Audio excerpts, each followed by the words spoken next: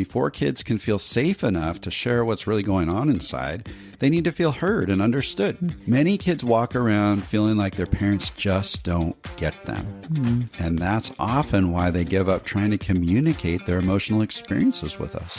But step 3 is what helps kids to feel like their parents get them. Welcome to the Blended Family Breakthrough Podcast. We're your hosts, Mike and Kim. We believe in a world where blended families can experience a future full of hope, connection, and peace. That's why we offer tools, strategies, and guidance that move you from a place of confusion and conflict to experiencing a life of confidence and connection. We're so glad you're joining us for authentic and sometimes comical conversations as we cover everything from romance to parenting, and yes, even dealing with that difficult ex. So if you're ready to experience breakthrough in your blended family, you're in the right place. Let's dive in. Hey, welcome back to Blended Family Breakthrough and our mini-series on becoming an emotion coaching parent. If you missed our last episode where we covered steps 1 and 2, you're going to want to go back to that first. So we encourage you to click the link in the show notes before you start moving on. That's right, because all this week, we're sharing a 5-step framework directly from John Gottman's book, Raising an Emotionally Intelligent Child, that'll equip you to come alongside your kids and stepkids when they're dealing with tough emotions and help them navigate through their struggle, as well as learn to solve their own problems. That's right. And we believe this is a really important skill that every parent and step-parent can learn. So yesterday we tackled steps 1 and 2. Today we're going to tackle step 3, which is listening empathetically and validating your child's feelings. all right. Empathy is the foundation of emotion coaching. It's the curiosity mindset and willingness to put yourself in your child's shoes and really understand things from their unique perspective. Now, this is something that every parent needs to develop, especially parents and step-parents living in a home with children that are blending. I can almost guarantee you that your kids and stepkids have very different perspectives than you. That's common. So we've got to have that ability to put on our empathy hats. Absolutely. So as you notice and you listen to your child in an emotional moment, it's better to share simple observations rather than ask probing questions. Why questions often shut kids down because they usually can't express why they're feeling something in an emotionally charged moment. And I don't know about you, but it's pretty easy for me to say, why are you doing that? Why are you feeling this way? Why are you acting like that? way? Yeah, exactly. It doesn't help. I've totally done that a lot. Yeah. It's simply better to reflect what you notice or what you've heard. So, honey, yesterday you started talking about this example of picking up the kids from unicycle practice. And I wonder, as you entered into step 3 around all this, what did that actually sound like? Well, it was a little bit tricky because I needed to coach each child separately because it was obvious there was tension between them. Right. So I wanted to gain some understanding around each of their perspectives, and I couldn't do that in front of them. So what I did was I went on a fact-finding mission with each child. And all that means is that I'm not trying to fix anything. I'm just asking some open-ended questions. I'm listening carefully and I'm validating so that I can gather information around what actually happened. Right. So I started individually with these kinds of questions. To Phoebe, I asked, "Hey, honey, I noticed you were really quiet on the drive home. Can you help me understand what happened at practice?" With Jacob, I asked, "I heard you mumble something about someone being a jerk. I'm wondering what's going on." Yeah, nice. Those are really good open-ended questions because they require more than just a yes or no answer. Right. So that's what an open-ended question is. They can't say yes or no. A closed-ended question would have been something like, did something happen at practice? To which a child could simply say no Yeah. And sometimes that blunt little no is what we tend to get from an upset child. They Right. maybe don't really want to talk about it in the moment. And so this question, of, hey, did something happen? That's a closed question, and it's not really helpful in opening up further conversation around the incident. That's right. When I used open-ended questions with each of the kids and used a very calm and curious tone, they started to tell me little bits and pieces of what happened to practice. Yeah. And each time they shared something, I repeated back what I heard. I offered some validation, and then I asked, can you tell me more about that? Okay, so what did that sound like in your conversation with Jacob, who tends to be a little less open with his emotions? Yeah, that's right. It does take a bit more time and some patience to coach Jacob. But here's how the conversation went. I started with my open-ended question of, I heard you mumble something about someone being a jerk. I'm wondering what's going on.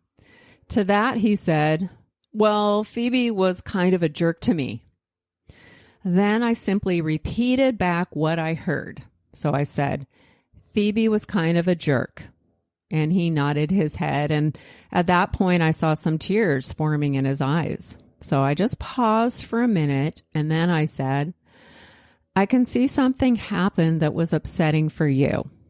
Okay, that's the validation piece. I'm validating. Then I said, can you tell me more about that? At that point, he shared, she was being really bossy and she was ordering me around in front of everyone. Again, I reflected and validated. Phoebe was being bossy. I'm sure you didn't like that very much. He nodded his head, and again, I asked him to tell me more about what happened. And then he ended up sharing that their coach had given Phoebe a lead role, and that's when the trouble started. Dun, dun, dun. Yep. Okay, so you were able to get him to open up, which isn't always easy with Jacob, but it was only because you were empathetic and validating. Right. And that's so crucial because before kids can feel safe enough to share what's really going on inside, they need to feel heard and understood, just like you and I need to feel heard and understood to feel safe, right? Many kids walk around feeling like their parents just don't get them.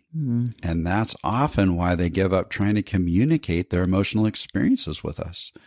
But step 3 is what helps kids to feel like their parents get them because they're being listened to, empathized with, and their emotions are actually validated. And this is where parents can take an easy wrong turn. They think that if they really don't agree with their child's emotional experience or the behavior and words that the child is expressing, that they can't or shouldn't validate their child. They believe they should correct them instead. Right. But this only shuts a child down further, and it reinforces that belief that you just don't get them or that you don't understand what they're going through. Exactly. And that's not to say there isn't a time for behavior correction. Right. Okay, but we're going to get to that later. Just hold on. Okay. Now, in a moment like this, focusing on validating a child, even if you don't understand or agree with their emotional reaction, is key. Right. And your example, honey, is right on. You said, Jacob, I can see this was upsetting for you, and I'm sure you really didn't like that, right? So you were just validating Jacob's experience. Right. And we can all do this without agreeing with the child, and most importantly, without trying to change or correct our kids' feelings or their experience right there in that moment. Right. Remember, empathy is putting yourself into the child's shoes and being willing to accept, sometimes even tolerate, where they're at. This approach is what's going to help them to work through this struggle and eventually get to a better place. So I'm curious what your conversation with Phoebe maybe sounded like, honey. Yeah, they're very different kids, and so I needed to tailor my approach a bit. With Phoebe, my open-ended question was, hey, honey, I noticed you were really quiet on the drive home from practice. Can you help me understand what happened? She replied with, well, Mrs. Lee put me at the front of the line for our cinnamon roll move. Ah, the old cinnamon roll. But Jacob wouldn't follow my directions, and he told his friends not to listen to me. And they all just started goofing off. Yeah, that really sounds like Phoebe. She's much more forthright with her sharing, and she loves to go into details. Exactly. A fact-finding mission with Phoebe is often easier than with Jacob. Yeah, it has been. It's important to take that into account as you emotion coach each of the kids in your family. They're all wired differently, and you're going to want to consider how to best approach each one and be willing to kind of offer a little more time and patience to those who really need it. Right. Okay, so how did you respond to Phoebe?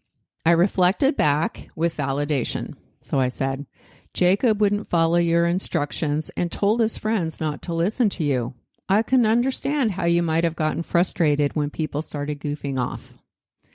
And then she said, yes. Yep. And of course I said, tell me more about that, honey.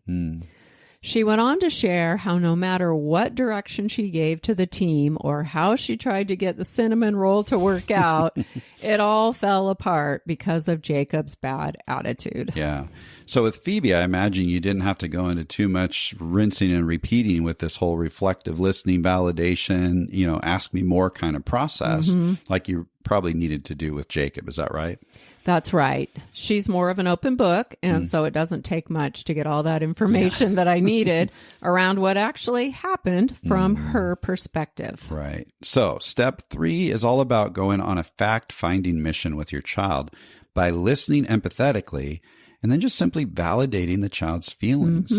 And in this particular example, honey, you were careful not to take sides with the kids. I'm hoping that's right. Right.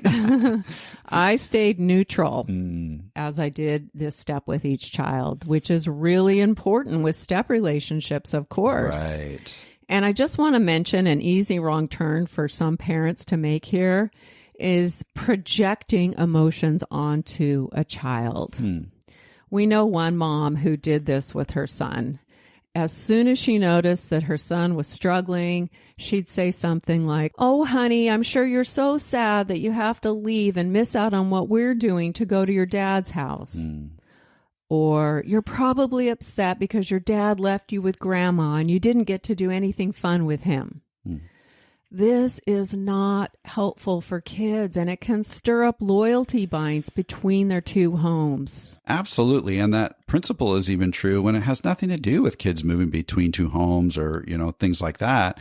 It's true when a parent says something like, oh, I'm sure you're really stressed out about your upcoming exam. Or that must have been really embarrassing when you dropped that fly ball in center field. Right? The goal of step 3 is to discover what's going on inside our child's emotional world, not project our assumption onto them. When we do that, it can be really confusing for a child. Suddenly they're wondering, oh no, should I be sad or upset or stressed or embarrassed? Right. Am I supposed to feel that way? When maybe that's not even what's actually going on inside them. And now you've unintentionally added to their emotional burden by asking that question. Instead, what we want to do is focus on asking those open-ended questions. It seems like you're feeling upset today. Is that right? Notice that upset is just a really general term. We're going to allow them to fill in the blanks. Yeah. And if your child does have a complaint about their other parent or their other home, be very careful in how you handle this. Good side note. Good side note. One time, Annika shared with me that she was feeling sad and frustrated because her dad had made some promises to her and didn't follow through. Again, resist the urge to project your own feelings or opinions onto your child because that will not be helpful for them. Yeah. So what did you say to Annika? Well, what I was tempted to say was, oh, that's always been something your dad does. He's always making promises and he never follows through. He's done that to me for years. So you wanted to capitalize on that moment, huh? Yes, but I didn't. Okay, good job. I was careful. Yep. Instead, I did some reflective listening and validated Annika's feelings. So I said something like, what I heard, honey, is that your dad has made some promises to you that he hasn't followed through with.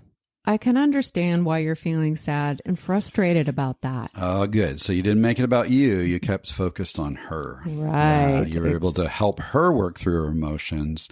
And the 5 steps process really probably helped you in that moment. Exactly.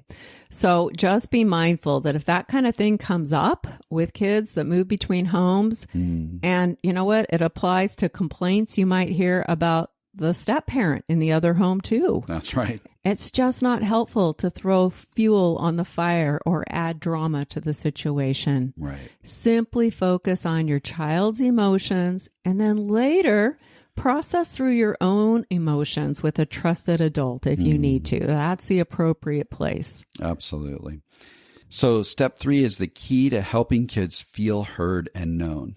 They'll open up when they feel safe, and they'll feel safe when they know that you're available and that you really get them. Okay, so step 1, be aware of your child's emotion. That's all about us, our awareness. Step 2 is also about us. It's recognizing that emotion as an opportunity for intimacy and teaching, right? So we shared those in yesterday's episode. And today we covered step 3, listening empathetically and validating the child's feelings.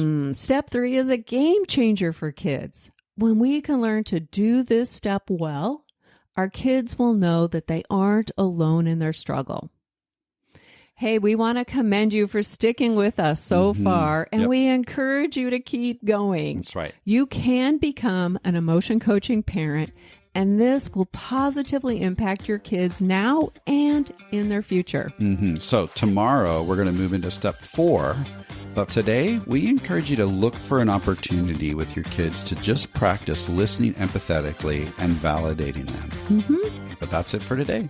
Until tomorrow.